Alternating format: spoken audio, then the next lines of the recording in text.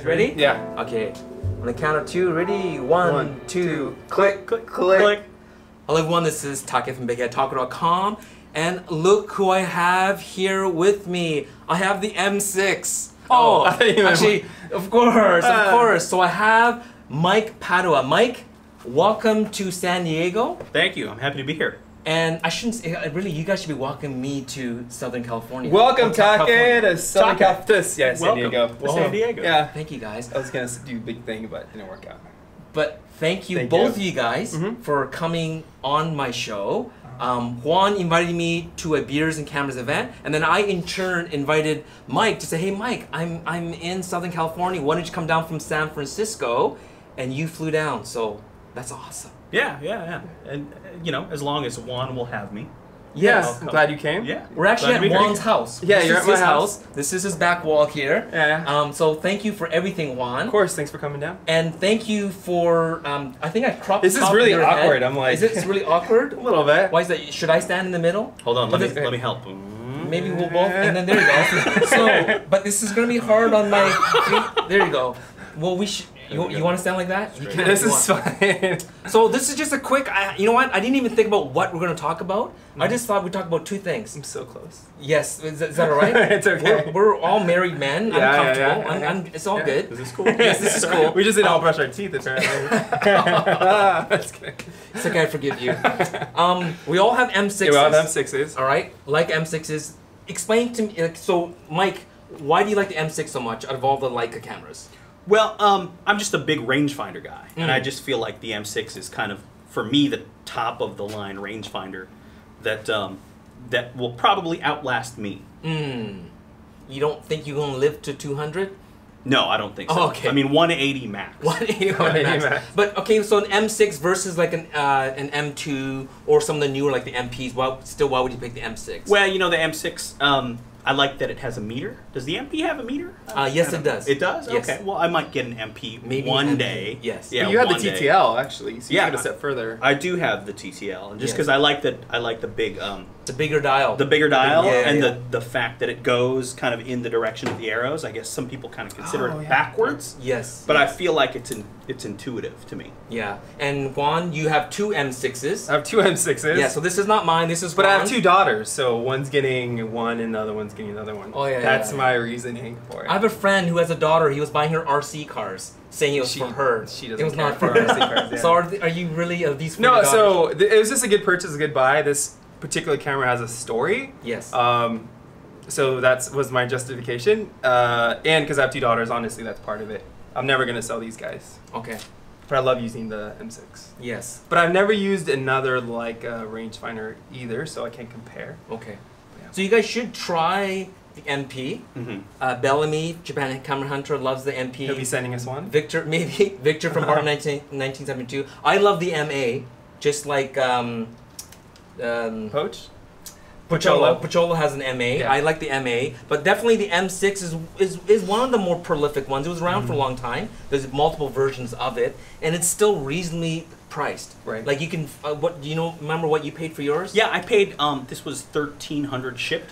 U.S. Yeah. U.S. And you got a smoking deal in this. 700 and this was 900. Yeah, exactly. But that's the only. That's the only reason I could. Yeah.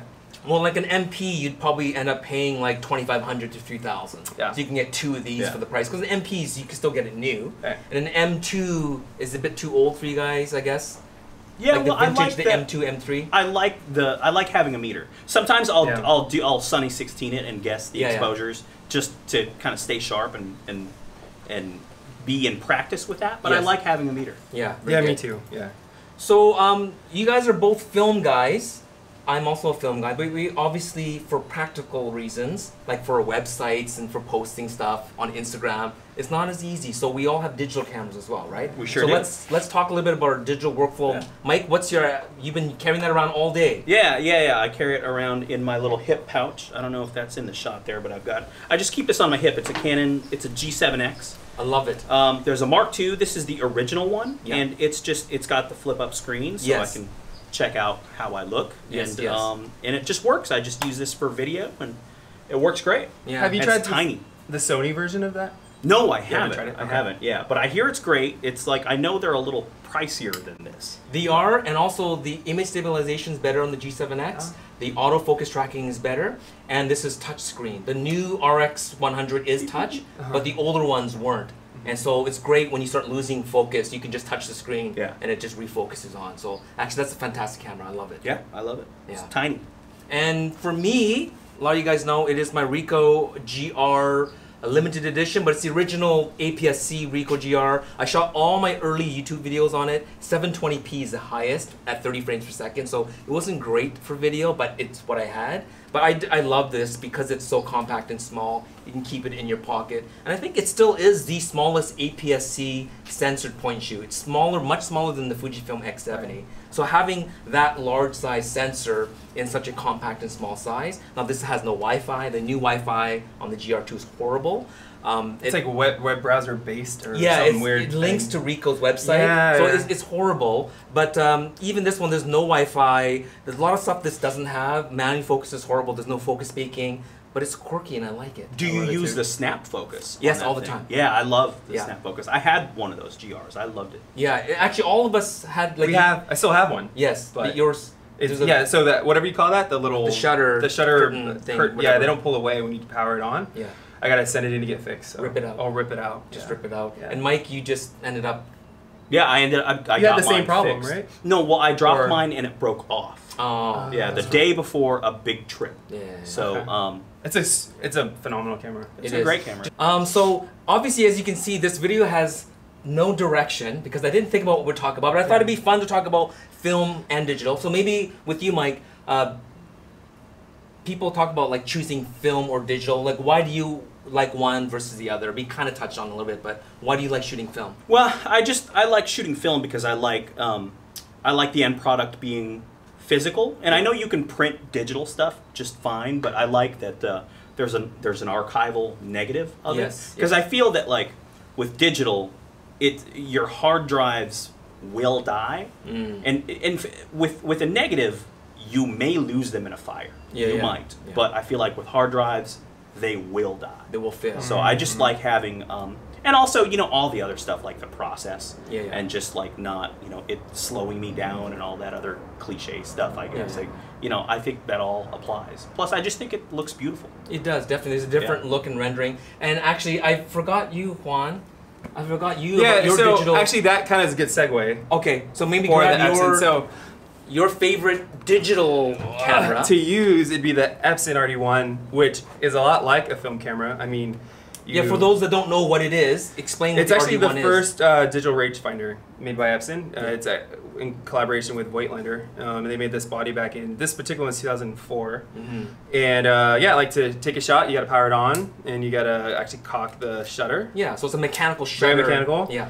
And then, you know, you pick your shutter speed or aperture or whatever, and then it's very visual. You set your ISO by turning it as if you loaded it. You're not looking through a menu screen to do it's a rangefinder. Yeah.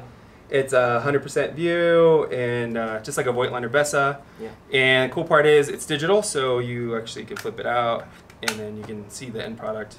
I love it. Your photos and stuff. But it's super fun to shoot. It slows you down just like film does. Yeah. But you're not using film, going through film. And for those that don't know, this is the Leica M mount, so any of the old Leica lenses or the new Leica lenses will work on here. With an Aps-C crop. With the 1.5 times, 1.6 times crop on there. And also, what's the megapixel count on this? 6. But don't let the 6 fool you. If you think that your iPhone with a 1/3.2-inch sensor with 12 megapixels will destroy this camera with a 6, you're wrong. Other than the resolution, yes, there's more resolution, but that's not the same as in terms of dynamic range, blowing your highlights. It's actually, the images look great. And it's a CCD sensor, and it just gives you a certain look that you just don't get anymore. Yes, So it's a beautiful I think camera. it's ahead of its time. I mean, even the way you interact with it, it just, people think it's a film camera. Yes. So I wish if Epson, obviously they're not in the photo industry anymore in terms of making cameras, but I wish someone like Fuji or Leica would actually build something like this. Yeah. What do you think? I think now would be the time because everybody's into film, or there's been a growth. I think people would appreciate this kind of process and going, you know, this form factor and ergonomics now more so than back in 2004 when I believe it was people were leaving film and just that kind of that transition period, Yeah. and I think maybe didn't make as much sense back then. And then if you would switch back down to film, why do you like shooting film? So you can actually mount the same lenses, right? So, yeah. You can mount this. So for a lot of the same reasons I like shooting this, I like to shoot film, and that's because of the process, the feel of it, the just slowing you down. With film, like these files, you're set with your more. What you see is what you kind of get. Yeah. You're accepting of the end product, like that's what it's meant to be. More soulful. I think these files have a soul to it too, because you kind of are stuck with those exposure latitudes a lot less. You can't pull out shadows quite as much, the same like you can with film. But I love film because you still get better colors and still get. There's something I don't get from this that I do get from my film camera. Yeah. So maybe we'll do a separate video showing all of Juan's film cameras. And we'll do a separate video with you, Mike. But thank you guys for coming on. We didn't talk about the different brands. So this one is Beers and Cameras. So you run a meetup. Yeah, me and my wife. For photographers to get together and talk. Yeah. So check out Juan's Instagram account. I think that's your main way of contacting people. Beersandcameras.com. Yep. Or Beers and Cameras, at Beers and Cameras is the Instagram account. Exactly. Yeah. And then for Mike, you have your own YouTube channel. So check out Mike's YouTube channel. I'll put it down here somewhere. But as well, you make patches. ShootFilmCo is your company. Yeah. ShootFilmCo is a brand I created just because I love film. And I just, I make patches. I'm a graphic designer. I make patches, stickers, pins, and notebooks. Yes, excellent. For film photographers. Yeah, thank you so much for contributing so much to the film community. So now that we're gonna do the closing click. You decide. Digital cameras or shoot what? Digital or it's up to you. Whatever you want. I'm doing both. Are you? Oh, okay, wow. all right. Well, so guys, maybe I'll do the same thing. Well, I'm gonna drop one. We're all like copying Mike. No, I'm gonna stick with film. My heart's to film. So thanks for watching, guys. Thank you so much for joining me. We'll talk to you soon. Happy shooting. Click. That didn't quite work. Click. What happened? Did it work? You do it one more time. Then ready? Okay. On the count of 2, ready? 1, 2. Click. All right. Well, it's like you only look through one, so it's kind of silly.